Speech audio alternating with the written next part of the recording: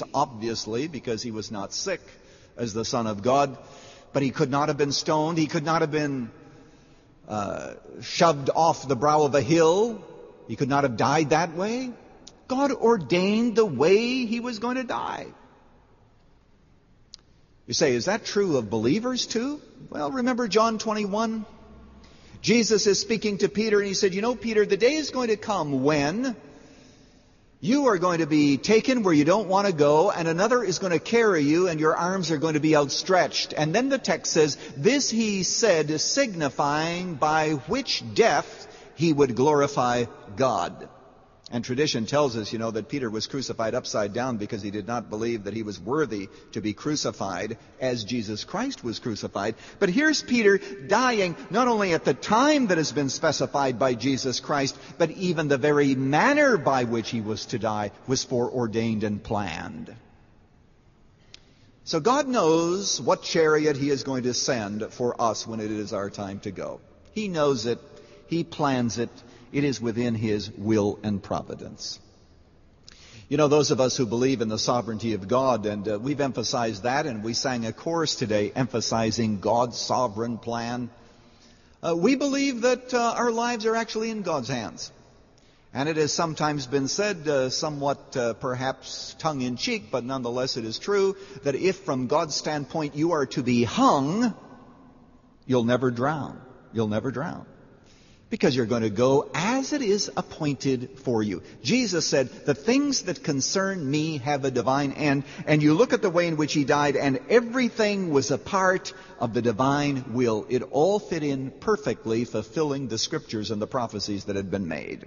So he died in the right way. He also died with the right commitment. The last words of Jesus, if you still have your Bibles open to Luke chapter 22, you may turn now to 23, and notice what the text says in verse 46. And Jesus, crying out with a loud voice, said, Father, into thy hands I commit my spirit. And having said this, he breathed his last. What a way to go. By the way, do you believe that Jesus Christ descended into hell?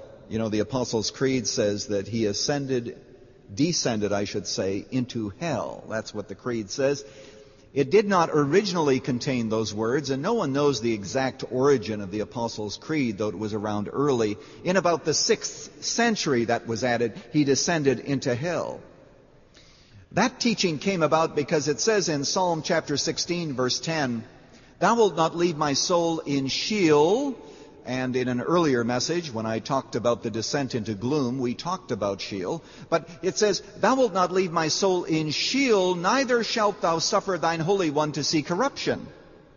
And that is quoted in Acts chapter 2, where Peter is giving a sermon, and he is proving the resurrection of Jesus Christ from the dead and saying that it is a fulfillment of prophecy, and he quotes that text.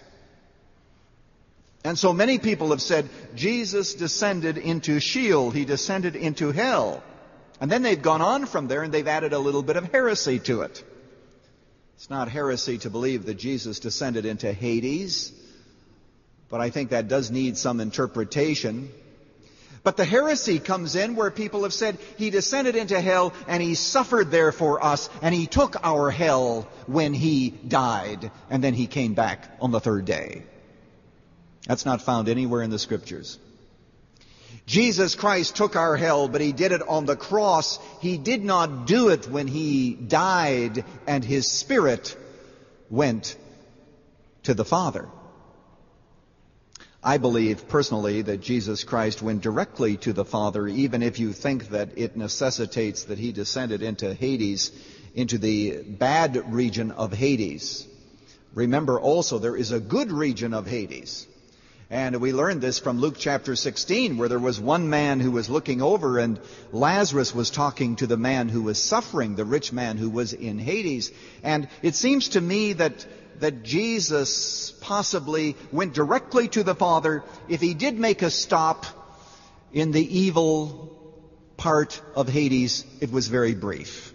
because he said, Father, into my hands I commit my spirit. And we do have to remember that the word Sheol oftentimes just does mean the grave. But there's room there for theological difference as long as we understand that Jesus Christ paid our penalty on the cross. Yes, and this is Pastor Lutzer. Jesus Christ committed himself into his Father's hands. Into thy hands I commit my spirit. I've often thought that if I were dying and knew it, one of the things that I would try to do if I had the mental presence to be able to is to contemplate the death of Jesus Christ. And the reason that I say that is because he gave us, in effect, a model of how to die. There he is as the Son of God, and he commits his spirit to the Father, into the hand of his Father, for safekeeping. And that's the way in which we as believers can also pass from this life to the next with confidence that we belong to God forever. Thank you, Dr. Lutzer. Dr. Erwin Lutzer has brought part 2 of When God Opens the Curtain for You, the last in his 7-part series called 1 Minute After You Die. Tomorrow, more about how to die like Jesus died. Running to Win comes to you from Chicago's Moody Church.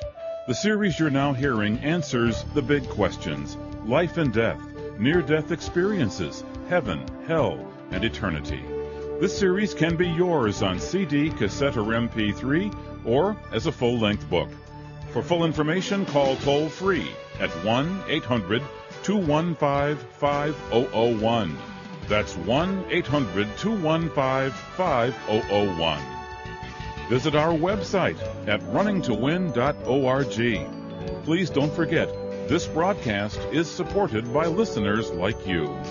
This is Dave McAllister. For more about how to face your own death, don't miss tomorrow's edition of Running to Win.